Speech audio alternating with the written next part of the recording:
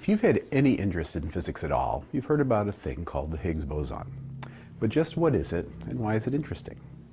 In 1964, a physicist by the name of Peter Higgs took some ideas that were floating around at the time, added an insight or two of his own, and proposed that there was an energy field that permeated the entire universe.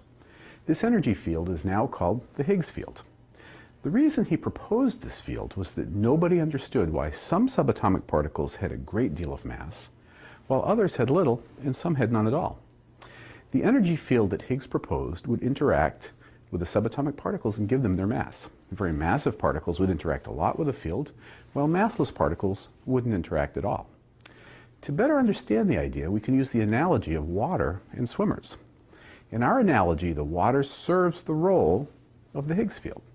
A barracuda, being supremely streamlined, interacts only slightly with the field and can move through it very easily. The barracuda would then be similar to a low-mass particle. In contrast, my buddy Eddie, no stranger to donuts, can only move very slowly through the water. In our analogy, Eddie is a massive particle made massive by interacting a lot with the water. The lightest of the familiar subatomic particles is the electron, while in the subatomic world, the king of mass is the top quark. It weighs about as much as an entire atom of gold, about 350,000 times more than the electron. I'd like to stress that we believe the top quark is not more massive because it's bigger. It's not. In fact, we believe that both the top quark and the electron are exactly the same size. Indeed, they both have zero size. The top quark is more massive than the electron simply because it interacts more with the Higgs field. Actually, if the Higgs field didn't exist, neither of these particles would have any mass at all. Now, in the press, you don't hear about the Higgs field, but rather the Higgs boson. How are these two things related?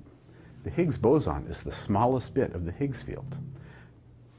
To understand how that works, we should again return to water.